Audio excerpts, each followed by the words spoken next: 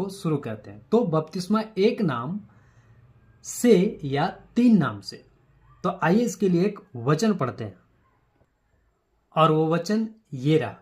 मत्ती 4:9 कहता है, उससे कहा, यदि तू गिरकर मुझे प्रणाम करे तो मैं यह सब कुछ तुझे दे दूंगा। दोस्तों, आप लोग सोच रहे होंगे कि बपतिस्मा के टॉपिक पे ये वचन क्या कर रहा है ना? तो मैं आपको अभी इन सारी बातों को एक एक करके समझाऊंगा।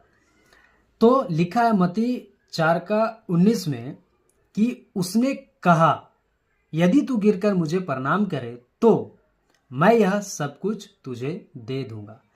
अब इस वचन को पढ़ के अगर कोई सिद्धांत बनाना चाहेगा तो वो सिद्धांत बिल्कुल गलत हो जाएगा, क्योंकि ये वचन जो है कौन बोला है? शैतान। जी हां, शैतान। कैसे पता चलेगा?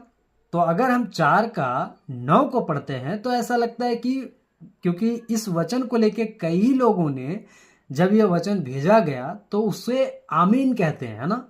इसमें लिख देते हैं आमीन। लेकिन क्या हम शैतान की बातों में भी आमीन करें? बिल्कुल नहीं, है ना? तो ये वचन शैतान का बोला हुआ है। कैसे पता चलेगा? तो इसके और जो ऊपर नीचे का वचन है उसको पढ़ने से, है ना? तो आइए इसको हम लोग देखते हैं। जी हां, ये देखिए, अभी मैंने 9 वचन को पढ़ा था, अब 8 वचन को अगर आप पढ़ेंगे तो लिखता है, फिर शैतान उसे एक बहुत ऊंचे पहाड़ पर ले गया और सारे जगत के राज्य और उसका वैभव दिखाकर, तब फिर ये वचन था, है ना? दिखाकर उससे कहा, यदि तू गिरकर मुझे प्रणाम करे तो मैं यह सब कुछ तुझे दे दूंगा, है ना? तो 8 को पढ़ने से 9 वचन बिल्कुल स्पष्ट हो जाता है ना?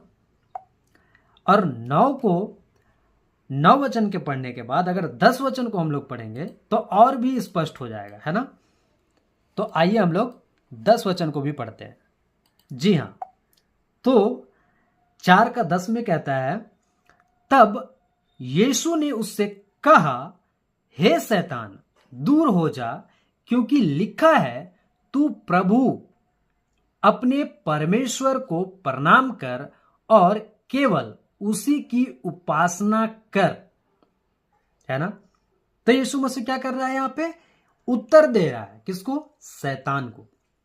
इसलिए कहता है, यीशु ने उससे कहा, ये यीशु मसीह का कहा हुआ है कि हे शैतान, दूर हो जा, क्योंकि लिखा है प्रभु कि तू प्रभु अपने परमेश्वर को प्रणाम कर और केवल उसी की उपासना कर, है ना?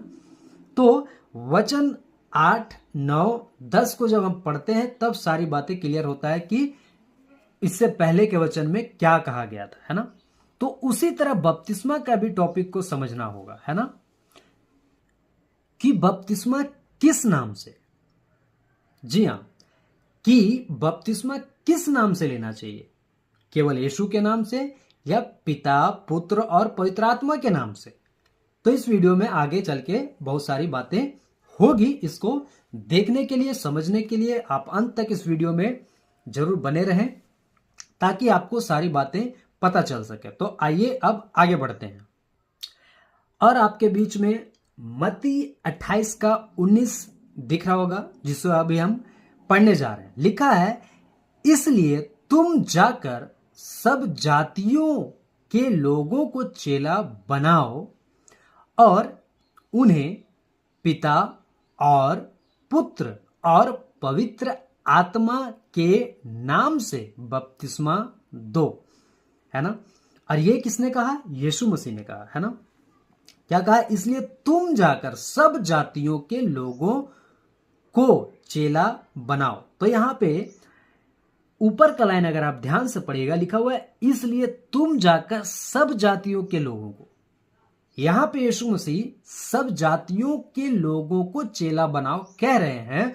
तो यीशु मसीह को क्या नहीं पता था कि आगे चल के वन गॉड वाले आएंगे, है ना? और इस तरह का गड़बड़ी करेंगे। परमेश्वर को सब कुछ पता था कि इस तरह का गड़बड़ी होगा। तो यहां पे जो लिखा हुआ है जातियों के लोगों को चेला बनाओ, है ना। तो यीशु मसीह यहां पे सब जाति का बात कर रहे हैं, है ना। अब प्रश्न उठता है कि जब यीशु मसीह यहां सब जातियों की बात कर रहे हैं तो जो वन गॉड वाले हैं, है ना, जो एक नाम का बपतिस्मा देते हैं, यानी यीशु नाम का जो बपतिस्मा देते हैं, अगर एक नाम का बपतिस्मा होता तो यीशु मसीह यहां पे लिखते कि सब जातियों में से कुछ अलग जब जाति आएंगे तो उसको एक नाम से देना। लेकिन यहां पे ऐसा नहीं लिखा हुआ है। यहां पे स्पष्ट लिखा हुआ है कि सब जातियों के लोगों को चेला बनाओ और उन्हें, किन्हें, सब जातियों के, है ना, सब जातियों को। जिस तरह आज सब जातियों को चेला बनाने का बात है, तो किससे? पिता, पुत्र, पवित्र आत्मा का नाम से बपतिस्मा देने का बात है ना। यीशु मसीह से बड़ा ज्ञानी, यीशु मसीह से बड़ा सिद्ध व्यक्ति और कोई नहीं है ना। और जब वो इस बात को बिल्कुल स्पष्ट कहते हैं कि पिता, पुत्र और पवित्र आत्मा के नाम से बपतिस्मा दो, तो फिर ये वन गॉड वाले घुस के क्या कर रहे हैं? परमेश्वर से भी बड़ा बनने का कोशिश कर रहे हैं। यीशु मसीह की शिक्षाओं से भी आगे बढ़ के वो लोग बातें कर रहे हैं, है ना। तो ये गलत है, क्योंकि यीशु मसीह ने स्पष्ट जब कह दिया कि उन्हें पिता, पुत्र और पवित्र आत्मा के नाम से बपतिस्मा दो, है ना। आइए और कुछ बातों को हम लोग देखते हैं।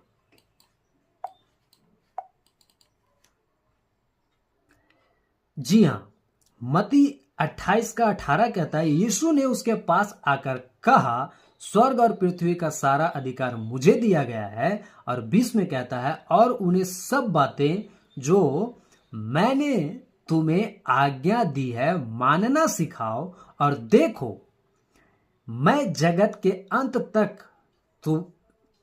तक सदैव तुम्हारे संग हूं।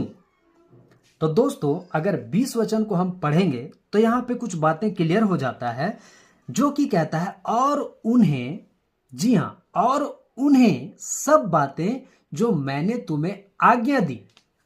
तो यहां पे क्या कह रहा है यीशु मसीह? यीशु मसीह यहां पे कह रहे हैं कि मैंने तुम्हें आज्ञा दी। अब बताइए, और ऊपर का लाइन अगर आप पढ़ रहे हैं तो क्या लिखा हुआ है यहां? उन्हें सब बातें जो मैंने तुम्हें आज्ञा दी। सब बातें।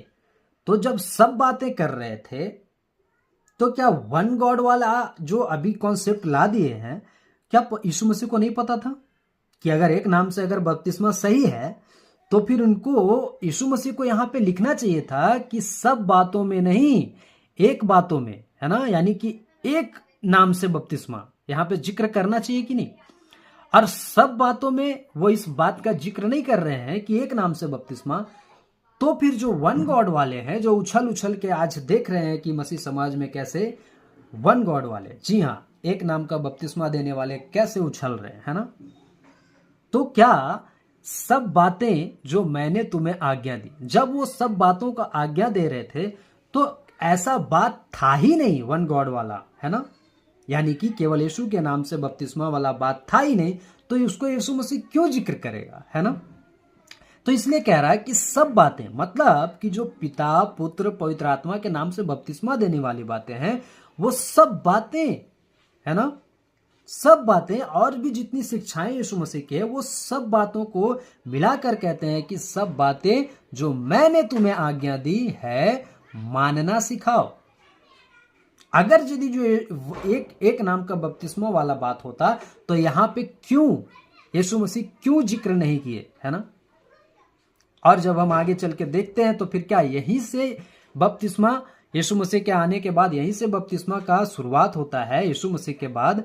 तो फिर बपतिस्मा का शुरुआत जब यहां से हो रहा है, तो यहां पे जब यीशु मसीह ही स्पष्ट और बिल्कुल क्लियर कर रहे हैं कि पिता, पुत्र, पवित्र आत्मा के नाम से दो, है ना। 19 में, मत्ती 28 का 19 में जब कह रहे हैं कि पिता, पुत्र और पवित्र आत्मा के नाम से दो, तो फिर यीशु मसीह से बड़ा कौन हो गया जिसके वचन को उठा के हम सिद्धांत बना सकते हैं। जबकि पूरे बाइबल में अगर हम देखेंगे तो पिता, पुत्र और पवित्र आत्मा का जिक्र है और देखने के लिए मिलता है ना। यानी पिता, पुत्र और पवित्र आत्मा।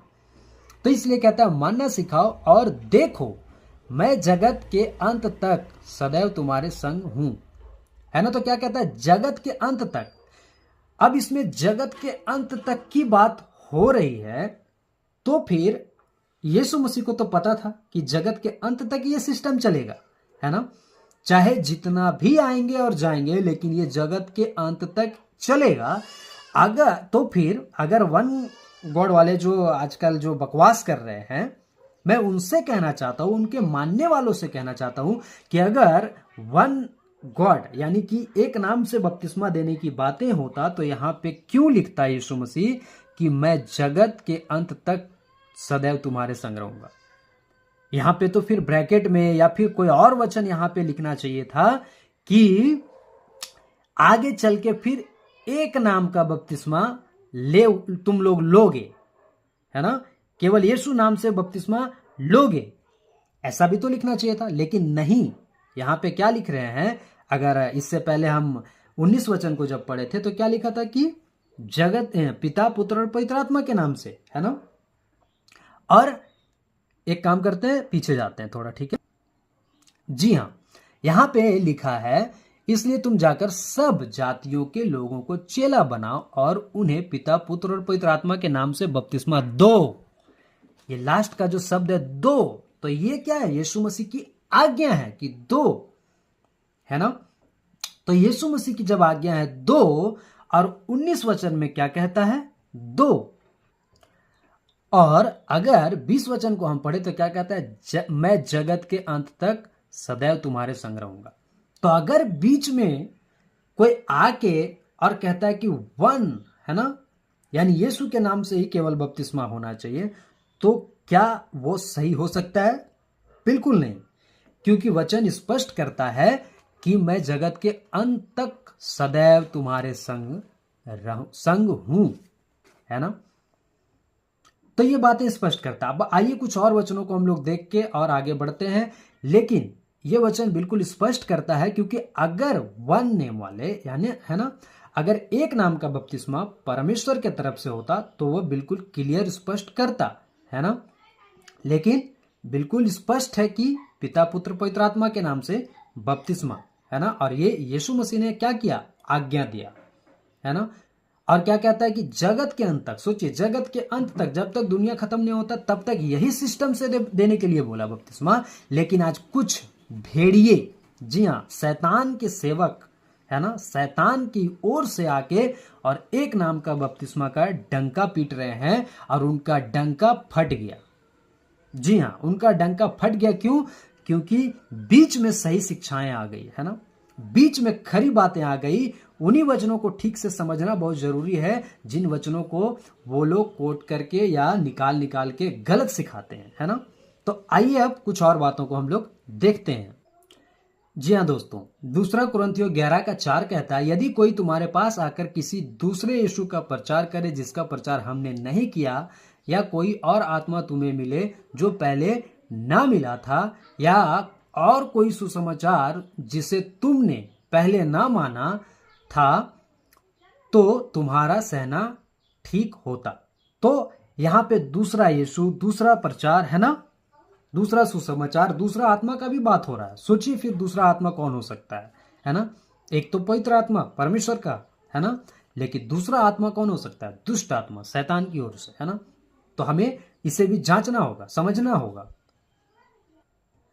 और मत्ती 7:15 में क्या कहता है कि झूठे भविष्यद्वक्ताओं से सावधान रहो, जो भेड़ों के भेष में तुम्हारे पास आते हैं, परंतु अंतर में फाड़ने वाले भेड़िए हैं।